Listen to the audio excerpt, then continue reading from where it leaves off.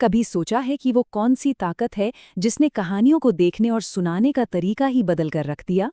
एक ऐसी क्रांति जिसने एंटरटेनमेंट को टीवी के बंधे बंधाए शेड्यूल से निकालकर हमारी उंगलियों पर ला दिया। बिल्कुल, आज हम ऑनलाइन स्ट्रीमिंग की इसी दुनिया को करीब से समझेंगे।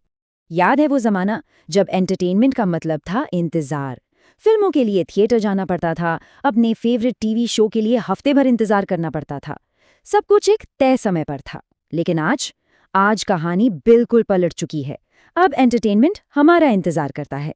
बस एक क्लिक और हजारों लाखों फिल्में, सीरीज, शोज, सब कुछ हाजिर। मतलब कंट्रोल अब पूरी तरह से हमारे हाथों में है। तो चलिए सबसे पहले ये समझते हैं कि ये बदलाव आया कैसे। हमारा पहला सेक्शन है शेड्यूल से स्ट्रीमिंग तक।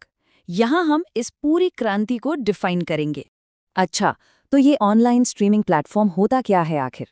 सीधे सीधे कहें तो ये नेटफ्लिक्स, डिज्नी प्लस या यूट्यूब जैसी एक डिजिटल सर्विस है। ये हमें इंटरनेट पर कोई भी वीडियो या ऑडियो कंटेंट तुरंत देखने या सुनने की सुविधा देती है। और सबसे बड़ी बात, इसके लिए हमें कुछ भी पूरा डाउनलोड करने की ज़रूरत नहीं पड़ती। मतलब पुराने ज़माने के टीवी की तरह नहीं, यहाँ कंट्रोल पूरी तरह से देखने वाले के हाथ में होता है। देखिए, एंटरटेनमेंट का इवोल्यूशन हमेशा टेक्नोलॉजी के साथ साथ ही हुआ है। पहले रेडियो आया, फिर टेलीविजन, फिर आई VHS और DVDs, और उसके बाद केबल टीवी का दौर। हर स्टेप एक बड़ा बदलाव था। लेकिन जो असली गेम चेंजर साबित हुआ वो था हाई स्पीड इंटरनेट। इसने ही स्ट्रीमिंग क्रांति के लिए दरवाजे खोले और सब कुछ बदल दिया। ठीक है, तो ये तो समझ आ गया कि स्ट्रीमिंग क्या है, पर अब बात करते हैं उस जादू की जो स्क्रीन के पीछे होता है। हमारा अगला सेक्शन इसी पर है, स्क्रीन के पीछे की तकनीक।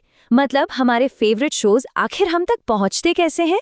और ये सवाल तो हम सबके मन में आता ही होगा, है ना, कि आखिर ये काम कैसे करता है। जैसे ही हम वो प्ले बटन दबाते हैं, ऐसा क्या होता है कि वीडियो बिना अटके तुरंत चलना शुरू हो जाता है? चलिए इसी को समझते हैं। देखिए, ये पूरा प्रोसेस असल में 3 बड़ी टेक्नोलॉजी पर टिका है। सबसे पहले सारा का सारा कंटेंट, मतलब सारी फिल्में और शोज क्लाउड सर्वर्स पर स्टोर होता है।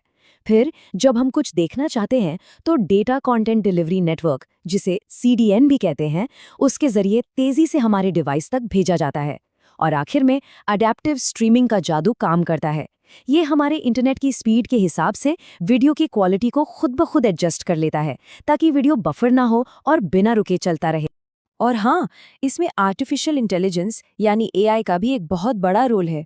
कभी सोचा है कि प्लेटफॉर्म को कैसे पता चलता है कि हमें अगली कौन सी फिल्म या शो देखना पसंद आएगा? ये AI ही है जो हमारी देखने की आदतों को समझता है और उसी के हिसाब से हमें नए नए सुझाव देता है। कमाल है ना? तो टेक्नोलॉजी तो समझ ली, अब बात करते हैं पैसे की, यानी इस ऑन डिमांड एंटरटेनमेंट के बिजनेस मॉडल की। हमारा तीसरा सेक्शन इसी पर है, आपके सब्सक्रिप्शन की लड़ाई। ये एक दिलचस्प जंग है। तो आखिर ये स्ट्रीमिंग प्लेटफॉर्म्स पैसा कमाते कैसे हैं? मोटे तौर पर इसके 3 मेन बिजनेस मॉडल्स हैं। पहला है सब्सक्रिप्शन वाला मॉडल, जिसे SVOD कहते हैं, जैसे नेटफ्लिक्स या Amazon प्राइम, जहां हम मंथली या सालाना फीस देते हैं। दूसरा है एड सपोर्टेड मॉडल या AVOD, जैसे यूट्यूब, जो देखने के लिए तो फ्री है लेकिन हमें एड्स देखने पड़ते हैं। और तीसरा है हाइब्रिड मॉडल, जो अब काफी पॉपुलर हो रहा है। इसमें फीस भी कम होती है और साथ में कुछ एड्स भी आते हैं। लेकिन इस इंडस्ट्री में असली भूचाल तो तब आया जब इन प्लेटफॉर्म्स ने सिर्फ दूसरों का कंटेंट दिखाने की जगह अपना खुद का कंटेंट बनाना शुरू कर दिया। जी हाँ, बड़े बड़े बजट की सीरीज, फिल्में, सब कुछ एक्सक्लूसिवली स्ट्रीमिंग के लिए बनने लगा और इसने पूरा खेल ही बदल दिया। और बस यहीं से शुरुआत हुई स्ट्रीमिंग वॉर्स की। ये एक होड़ है कि कौन सबसे अच्छा, सबसे बड़ा ओरिजिनल कंटेंट बनाएगा। हर प्लेटफॉर्म दर्शकों को अपनी तरफ खींचने में लगा है, और ये एक ऐसी लड़ाई है जिसका सीधा असर हमारी जेब और हमारे पास मौजूद चॉइसेस दोनों पर पड़ता है।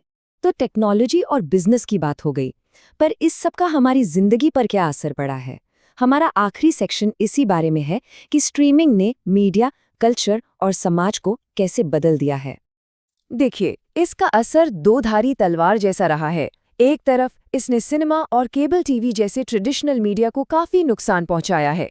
लोग अब थिएटर कम जाते हैं, केबल के सब्सक्रिप्शन घट रहे हैं। लेकिन दूसरी तरफ इसने एंटरटेनमेंट को और ज्यादा डेमोक्रेटिक भी बनाया है। आज रीजनल सिनेमा और छोटी छोटी अलग तरह की कहानियों को भी पूरी दुनिया में दर्शक मिल रहे हैं, जो पहले मुमकिन नहीं था। और सिर्फ मीडिया ही नहीं, स्ट्रीमिंग ने हमारे कल्चर और हमारी आदतों को भी एक नया रूप दिया है। बिंज वॉचिंग, स्पॉइलर, ये शब्द अब हमारी रोजमर्रा की बातचीत का हिस्सा है। लेकिन सिक्के का दूसरा पहलू भी है। स्क्रीन की लत, डेटा प्राइवेसी को लेकर चिंताएं और कंटेंट पर किस तरह का कंट्रोल हो, इन सब पर भी अब बहस होने लगी है। हालांकि ऐसा नहीं है कि इस तेजी से बढ़ती इंडस्ट्री में सब कुछ अच्छा ही है। इसके सामने भी कई बड़ी चुनौतियां हैं, जैसे कंटेंट बनाने का खर्च लगातार बढ़ता जा रहा है, कंपटीशन बहुत ज्यादा है, और एक नई चीज सामने आई है, सब्सक्राइबर फटीग। मतलब इतने सारे सब्सक्रिप्शंस हो गए हैं कि दर्शक अब थकने लगे हैं कि किसका पैसा दें और किसका नहीं। लेकिन इन तमाम उतार चढ़ावों के बावजूद एक बात तो बिल्कुल साफ है, स्ट्रीमिंग अब सिर्फ एक ऑप्शन नहीं रह गया है, ये ग्लोबल एंटरटेनमेंट की नई नींव बन चुका है। ये वो जमीन है जिस पर एंटरटेनमेंट का आने वाला कल खड़ा होगा। तो आखिर में एक सवाल सोचना तो बनता है, जैसे जैसे एआई, वीआर और इंटरैक्टिव स्टोरी टेलिंग जैसी टेक्नोलॉजीज और आगे बढ़ेंगी, हमारा कहानियों को एक्सपीरियंस करने का तरीका कैसे बदलेगा? क्या एंटरटेनमेंट की दुनिया में एक और बड़ी क्रांति आने वाली है? ये सोचना वाकई बहुत दिलचस्प है।